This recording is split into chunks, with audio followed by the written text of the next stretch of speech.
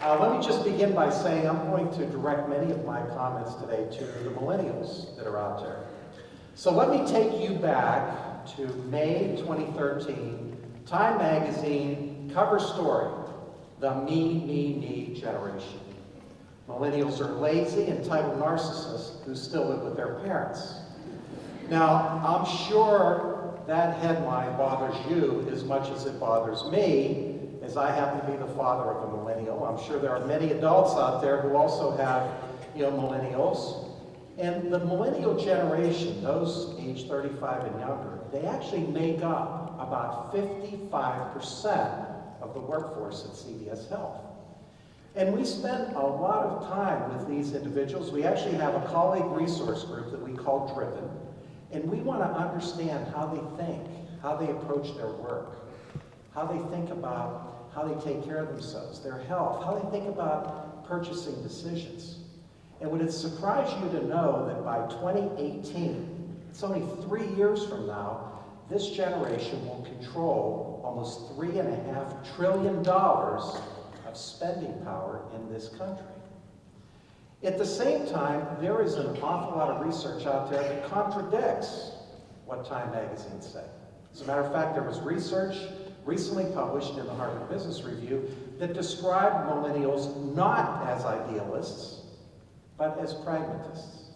You expect businesses to do the right thing when it comes to environmental, when it comes to social issues.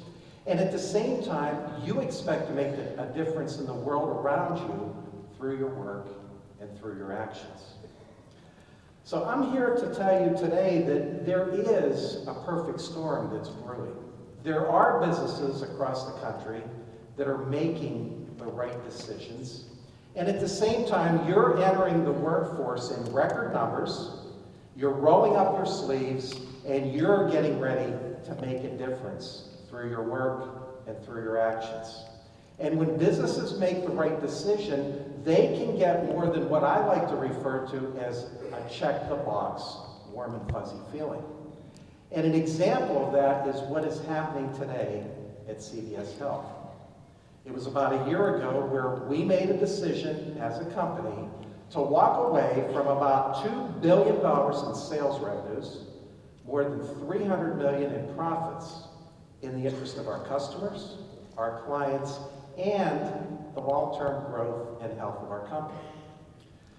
So it was about a year ago this month, February 14, where we announced that we were eliminating the sale of tobacco products across our more than 7,800 CVS pharmacies coast to coast. That announcement created a firestorm of publicity, and you see some of the headlines that appeared in newspapers, lead stories on the evening news on that very day. CVS executives are taking a stunning risk, a $2 billion reputation, and my personal favorite, CVS kicks butts across the U.S.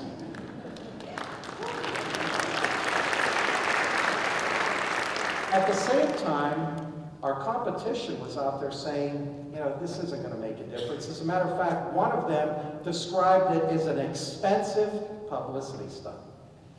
But a year later, I'm here today to tell you that it has made a difference, and a big difference at that. More about that in a bit. So if you're sitting here wondering, how did we come to this decision? Well, the inconsistency or the contradiction of delivering health care within the same four walls of where tobacco was being sold, that contradiction for us was growing. Today, our pharmacists dispense 1 out of every 5 prescriptions that are written by physicians all across the country. We have about 1,000 in-store medical clinics. They're branded as MinuteClinic, and we've now seen more than 24 million patients. And there's so much change going on, in healthcare. Everybody's trying to figure out, how do we solve this access, cost, quality conundrum? And there are new partnerships emerging. And I've sat in meetings with leading health systems and hospital systems and physician practices, and we're having great discussions about how we can work together differently in the interest of patient care. And about 2/3 or 3/4 of the way through that meeting, somebody turns around and says, "But Larry, don't you guys sell tobacco?" And it literally sucks the energy and the air out of those meetings. And all too often, we walked away from those meetings very awkward and very empty.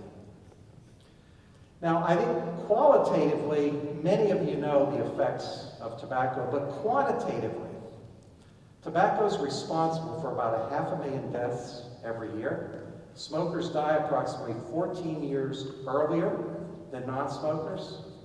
While the rate of smoking in our country is down over the past decade, there are still 42 million Americans who continue to smoke. And would it surprise you to know that there are now 3 million middle school and high school age students who have begun to smoke? Smoking is responsible for almost 90% of all lung cancers, 79% of all cases of chronic obstructive pulmonary disease, and the avoidable healthcare costs attributable to smoking and exposure to secondhand smoke is now approaching $300 billion a year.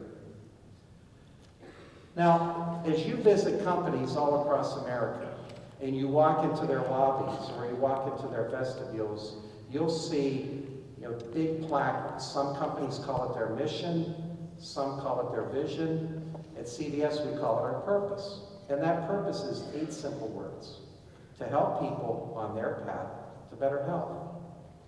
And we use that purpose as a guidepost and as a filter as we go about facing decisions that come up as a company or priorities that need to be established as a company. And recognizing the challenges that I mentioned, we brought groups of individuals from all parts of the company to discuss the issue of tobacco. What do we do? As you might expect, there was pretty healthy and spirited debate. I wish we had videos of some of those discussions, okay? But collectively, as a management team, we made the decision to quit tobacco for good. And we thought it was consistent with our purpose, and it demonstrated that certainly to our employees that we can walk the talk. So once again, let me fast forward now to September 14. There was a second big announcement on that day.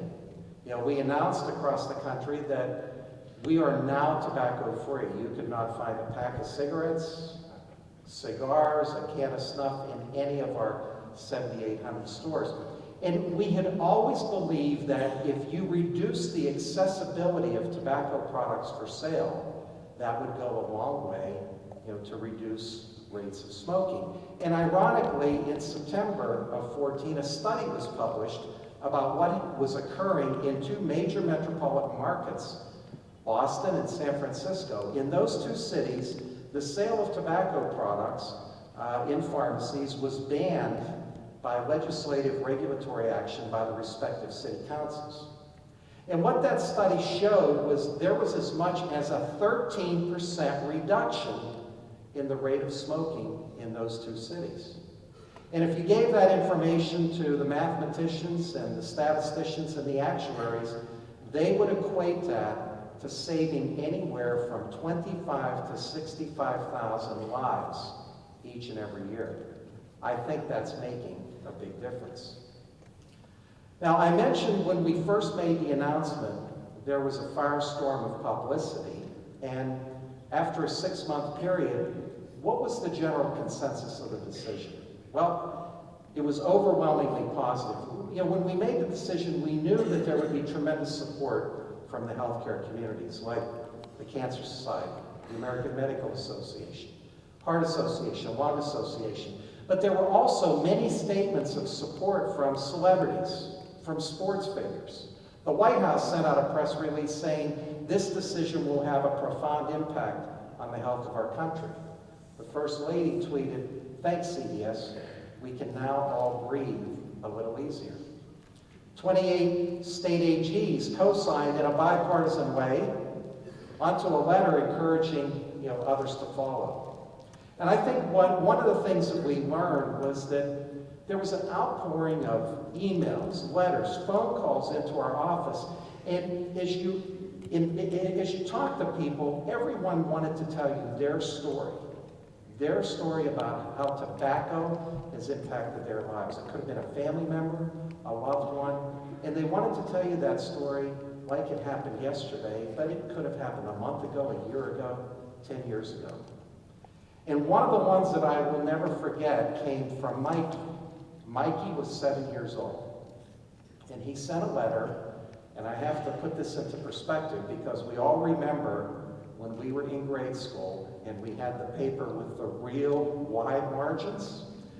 So Mikey printed in his writing, and I'm paraphrasing what he said, but it started with, "My mom took me to CVS because I wasn't feeling well and she needed a thermometer. My grandma died because she was a smoker. My mom has asthma because she smokes. I don't want to smoke." And I asked the girl, who's referring to the cashier, "Why do you sell cigarettes?" And she told me that we weren't going to any longer. I was so happy.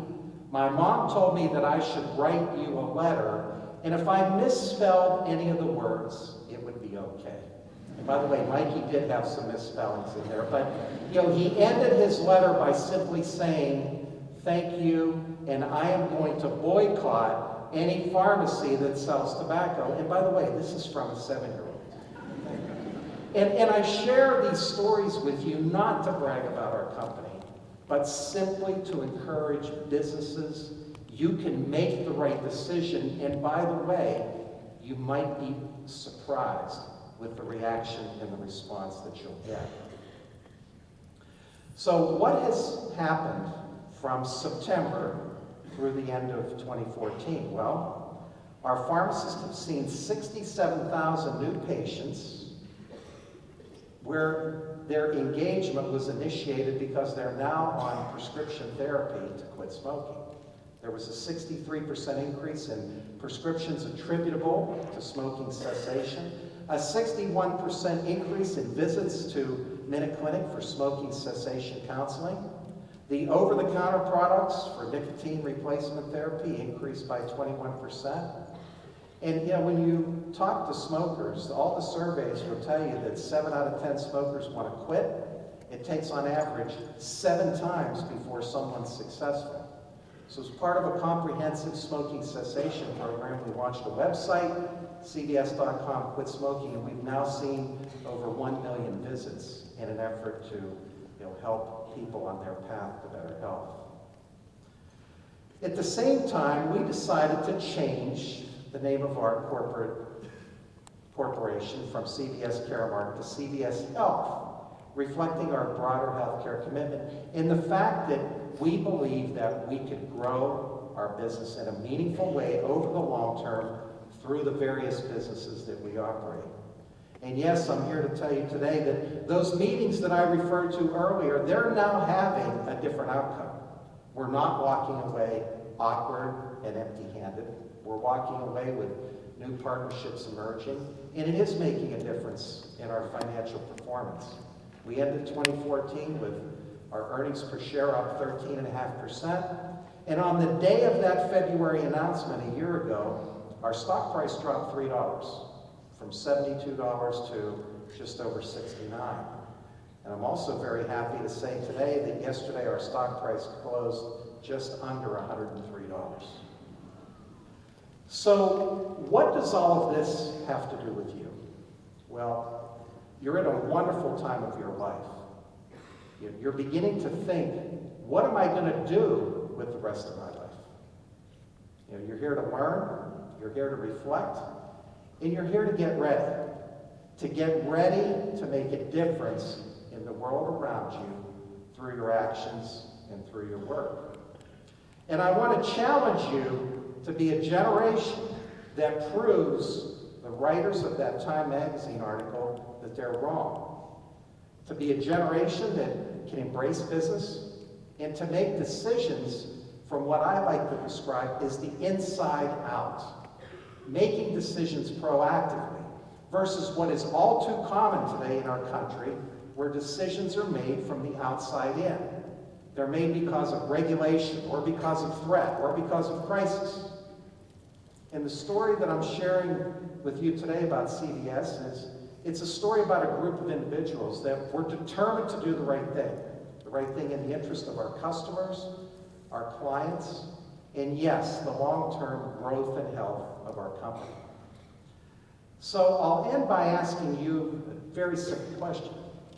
What is your story going to be? And I wish you well on that journey, and thank you for the opportunity to share a bit of mine with you here today.